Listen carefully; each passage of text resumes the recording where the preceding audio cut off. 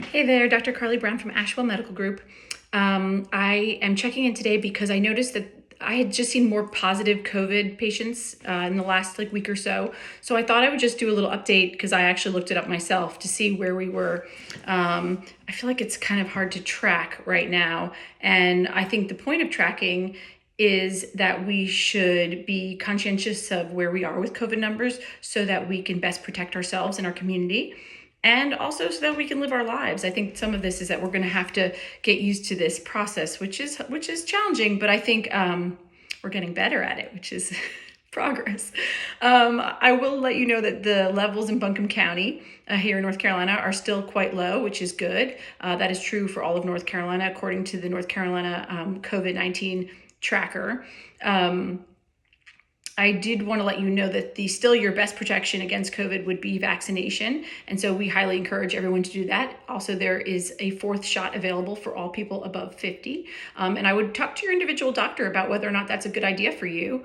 I don't think it's going to hurt. And I do think that most docs are probably going to go ahead and recommend that. If you had COVID recently, however, we as a practice have been individually evaluating our patients based on when they had COVID to see whether we think they should be vaccinated now or perhaps in the next few months.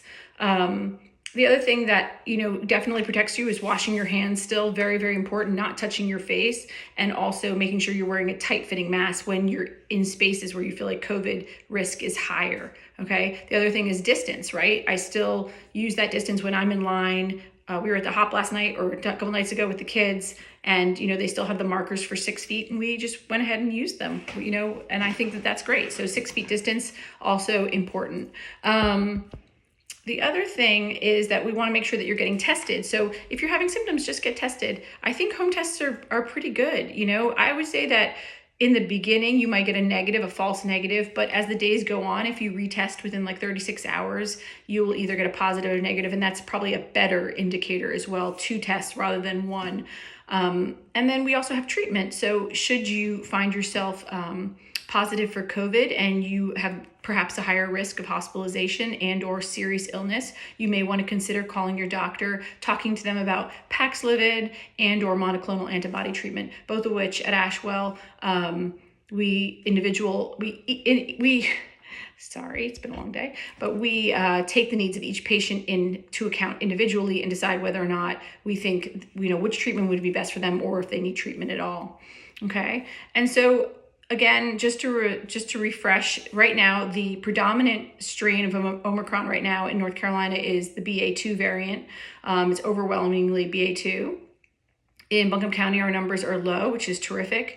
But there were some indicators, early warning indicators, which kind of confirm that the numbers are just slightly increased up.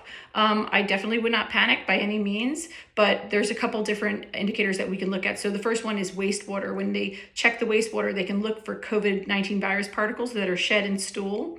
Sorry for that graphic. But I will tell you that the COVID waste particles are up to 5.1 million from 2.1 million. So there's a little jump there, right? We're seeing more COVID-19 particles in waste than we were the prior week.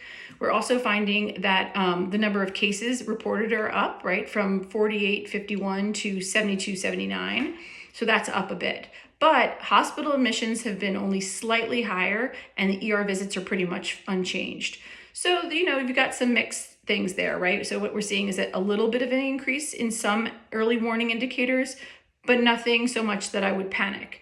And I think that really evaluating your individual risk is a large part of keeping yourself, healthy. What comorbidities, what kind of illnesses do I have that put me at increased risk for hospitalization or serious illness from COVID? And how do I best protect myself, right? And, as a family, I have 3 kids and we deal with this every single day, and, what we're going to do, or where we're going to wear masks. Are we going to eat inside? Are we not going to eat inside? And we just take one decision at a time. And I hope that everybody, though, is, remembering to live your life and to find joy and calm and peace, and to remember that we can get through this as well. And, we're actually in a good spot right now. So make some plans, see some family, use precautions, but do live your lives. Okay. I hope you have a great day. This is our update from Asheville. Bye.